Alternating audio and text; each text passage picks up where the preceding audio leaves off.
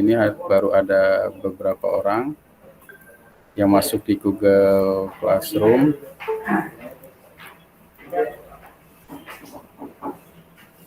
Ya, saya ulangi lagi, nanti teman-teman yang lain ya silakan masuk di Google Classroom.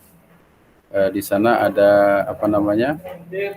Ada RPS atau rencana pembelajaran semester. Nah, ini RPS-nya. Sudah terlihat tidak ini? Yang hadir baru 5 orang, ya, daftar hadir baru 5 orang, mungkin tadi terlambat. Di sini ada RPS ya, ada rencana pembelajaran semester. Ini yang sudah hadir: Miftahul Fajri, Muhammad Fauzi, Sultan Putra, Sartiah, Septi Senia ya. Suara saya terdengar tidak ini? Halo? Suara saya terdengar tidak? Terdengar, Pak. Terdengar. Ya, terdengar ya. Baru ada beberapa yang masuk. Kita izinkan dulu. Paling pertemuan kita sampai jam 18 ya. Bentar saja. Nanti seharusnya memang tadi sudah masuk dan saya baru tahu kalau ini ada kelas ya. Kalau ini ada kelas. Nah, sebelumnya saya berharap saudara-saudara semua untuk buka kamera dulu ya, biar kameranya terlihat wajahnya. Ya, ada tipis kalau Oke, alhamdulillah sudah masuk ada 10 orang yang masuk. Kita masih menunggu yang lain. Jadi mohon maaf sebelumnya ini terlambat saya masuk karena memang saya pikir tidak ada perkuliahan untuk hari ini. Ada Sartia, kemudian Muhammad Fauzi ya, kemudian ada dari Anugerah Insani ya, Pak Edi apa namanya, sama saya bukan? Belum ganti ya. Terus ada Rustom Maher, nama aslinya saya Sulstam. Nama aslinya Rustomi, Pak. Oke, makasih ya. Kemudian ada Alif Aulia, Sultan Putra, kemudian Siti Mutia, ya, kemudian Nur Anissa Dinia, Miftahul Fajri, Azka Zahida, Nadia Nur Zahra, kemudian ada lagi Ika Purbasari, ada yang masuk lagi, Iib Saifur Rahman, Ika Purbalarang, ya, mungkin nama daerah, nama tempat. Oke teman-teman sekalian, di kelas itu sudah ada RPS ya, ada rencana pembelajaran semester untuk mata kuliah Civic Education ya, atau pendidikan kewarganegaraan. Ada mata kuliah untuk pendidikan kewarganegaraan. Nah, kita bisa lihat kelas kita, ya. Ini adalah kelas kita. Silakan untuk mengisi daftar hadir. Baru ada 7 orang yang sudah hadir di kelas ya. Saya refresh, sudah ya ada 7 ya, tinggal 7 lagi. Nanti silakan isi daftar hadir di kelas ya. Tinggal klik ini ada daftar hadir, tinggal saudara klik saja, nanti akan masuk di saya kehadirannya. Nah, kemudian di sini kita sudah lihat ada RPS, ada rencana pembelajaran semester. Apakah layar ini terlihat dengan baik? Civic Education namanya. Ya, Civic Education ya. Nanti saudara pun ini bisa melihat apa di kelas masing-masing, atau bisa mendownload RPS ini. Jadi mata kuliah kita diharapkan nanti tugas-tugas juga tidak manual seperti manual untuk menggunakan kertas ya. Sekarang kita sudah paperless saja, tidak menggunakan kertas, tapi file-file semuanya sudah ada kita siapkan dengan perangkat yang ada.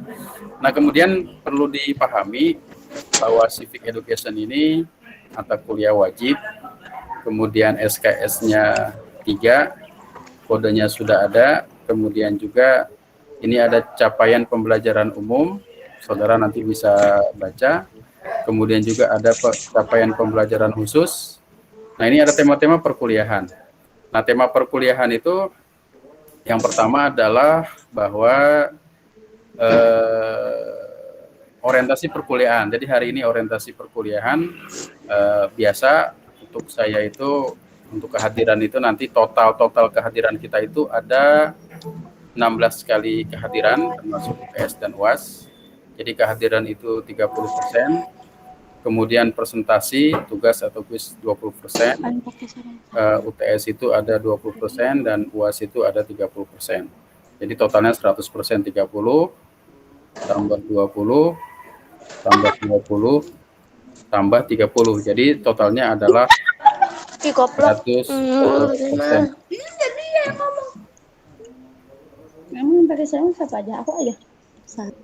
Ya, totalnya ada 100% yang harus diperhatikan dalam kontrak perkuliahan ini. Nah, seandainya mungkin Anda tidak mengendaki ini atau berubah, nah silakan diusulkan saja. Ini orientasi perkuliahan kita ya. Jadi diharapkan itu mahasiswa ini memahami orientasi perkuliahan. Kalau ketika kamu berada di SLTA atau Alia atau lainnya atau SMA SMK itu modelnya adalah pelajaran ya, mata pelajarannya jam 1 jamnya bisa 45 menit ya. Tapi kalau di dalam perkuliahan itu namanya SKS Sistem Kredit Semester. Nah, saudara mengambil mata kuliah Civic Education dan kontrak perkuliahan seperti ini. Kemudian tema-tema yang ditawarkan, nanti saudara juga bisa membuat tema yang sesuai, yang update sesuai dengan kondisi kita hari ini. Yaitu pertama adalah memahami Pancasila sebagai falsafah dan dasar negara. Filosofis ya, Pancasila sebagai falsafah dan dasar negara, di mana Pancasila merupakan kesepakatan yang dipahami, kesepakatan dari seluruh anak bangsa bahwa Pancasila adalah sebagai landasan ideal ya dalam kehidupan berbangsa dan bernegara. Dan Pancasila itu juga harus dipahami oleh mahasiswa tentang sejarahnya. Sejarah Pancasila, bagaimana Pancasila itu bisa terwujud, siapa yang mengusulkannya, lambang Garuda itu, Garuda Pancasila seperti apa, dan kita harus menerjemahkan makna jadi lambang Garuda seperti apa ya. Kemudian yang kedua ada identitas nasional. Nah, identitas nasional ini adalah mencirikan tentang Indonesia ya, mencirikan tentang Indonesia, di mana Indonesia ini terdiri dari beragam suku bangsa, dan itu yang menjadi ciri khas Indonesia.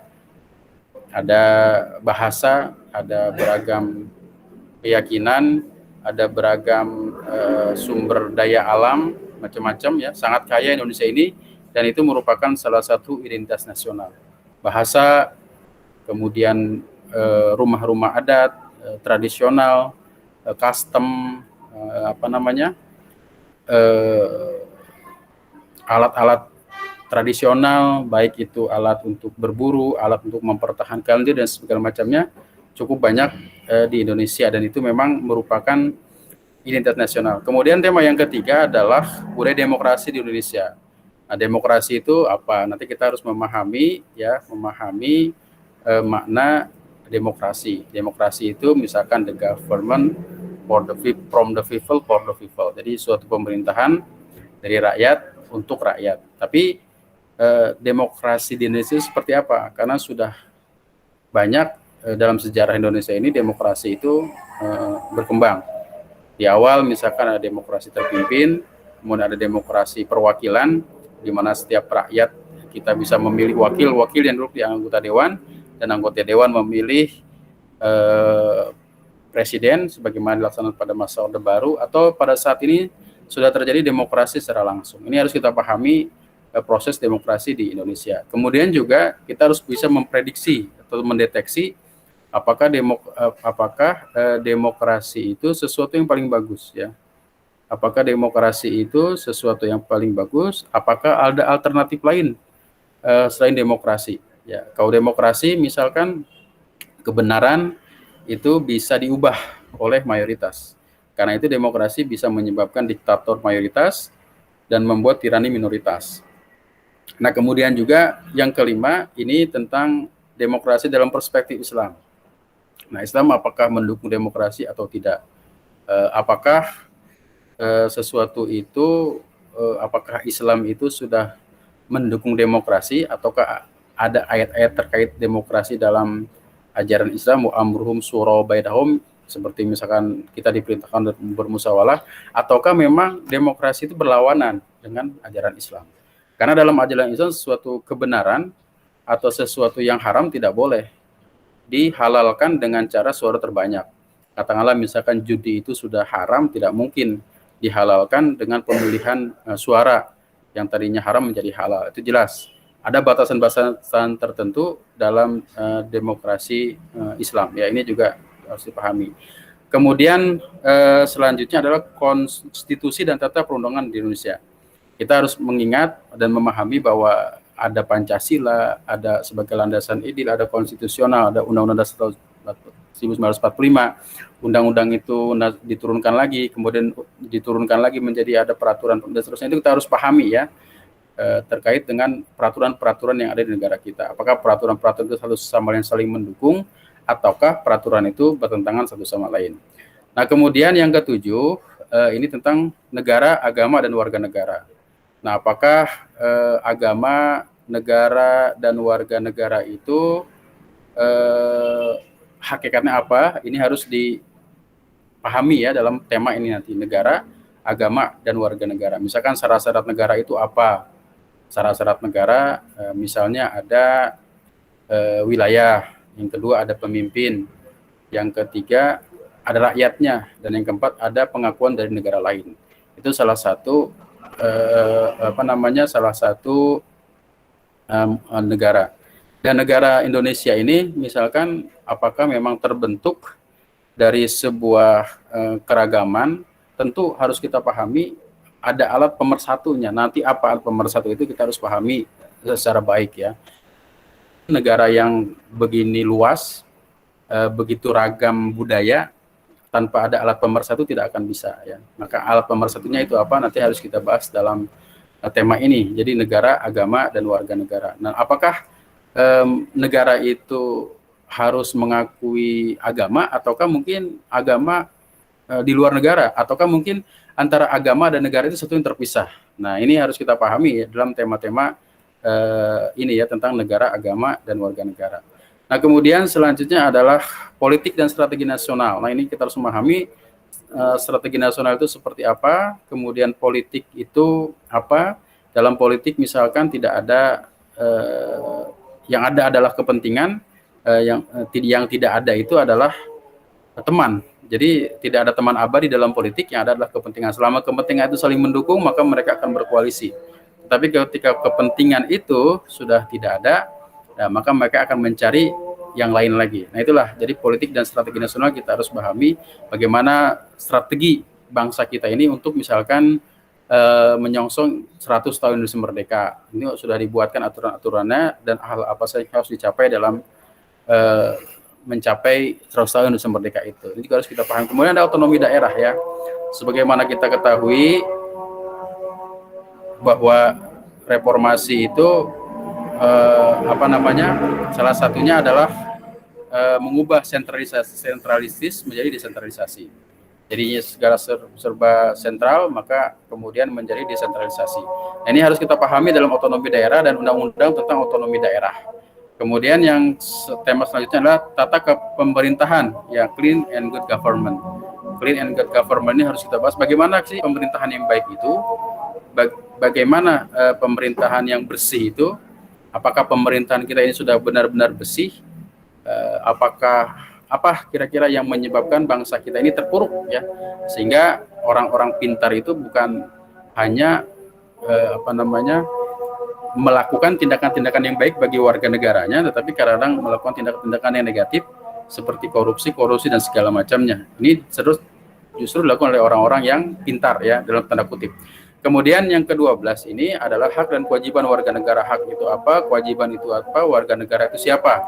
Ini juga harus kita pahami secara baik. Kita cepat saja karena sudah maghrib ya. Kemudian yang ke-13 ini nih kita membahas karena mata kuliah ini ada sisipan dari pendidikan anti korupsi, maka kita bahas ini adalah korupsi dan pendidikan anti korupsi di Indonesia. Bagaimana perkembangan korupsi di Indonesia ini, dan kemudian mengapa mereka berkorupsi, apa sih penyebabnya mereka korupsi, ya itu yang harus kita pahami. Kemudian yang ke-14 ada supremasi hukum. Ya, supremasi hukum ini apakah di Indonesia ini hukum itu sudah benar dilindungi, apakah negara kita benar-benar berdasarkan hukum, apakah hukum di Indonesia ini sudah tajam ataukah tajam ke bawah tapi tumpul ke atas. Nah, ini juga harus kita pahami nanti dalam pembahasan materi ini. Kemudian yang ke-15 adalah hak asasi manusia. Nah, hak asasi manusia ini bagian dari penegakan hukum di Indonesia. Karena itu hak asasi manusia menjadi bagian yang harus dibahas. Nah, itu saja ya materi-materi yang harus dibahas di kelas kita. Selanjutnya karena memang ini sudah waktu maghrib, jadi saya tidak akan meneruskan, tapi nanti silakan saudara pantau kelas karena saya akan memberikan tugas kepada saudara untuk menelaah masing-masing dari dari RPS itu. Kemudian silahkan nanti saudara menulis ya, saya berdasarkan email yang terdaftar dari kelas saudara ini memberikan link untuk saudara bisa mengedit ya. Kemudian kita sepakati bahwa kalau sudah terisi presentasinya itu, maka saudara diharapkan untuk mengisi yang belum terisi. Nah, ini ada 16 tema di kita ini. Kelasnya ada kelas kita ada berapa? Kelas jumlah siswa kita ya lebih dari 16 ya. Anggota kelas kita ini ada sekitar 14 ya, karena itu satu mahasiswa satu tema. Jadi kalau ada satu yang sudah terisi, silahkan nanti jangan diisi lagi. Kemudian nanti rekaman dari pertemuan ini nanti saya bisa sampaikan di kelas dan saudara bisa menyaksikan lagi karena memang sudah maghrib, sudah waktunya. Saya mohon maaf belum ada tanya jawab. Nanti tanya jawab kita laksanakan pada pertemuan mendatang. Terima kasih atas kehadirannya. Mohon maaf atas segala kekurangan. Akhirul kalam. Assalamualaikum warahmatullahi wabarakatuh. Waalaikumsalam. Kita tutup dengan doa kafaratul majelis. Subhanakallahumma wa bihamdika asyhadu an la ilaha illa anta astaghfiruka wa atubu ilaik.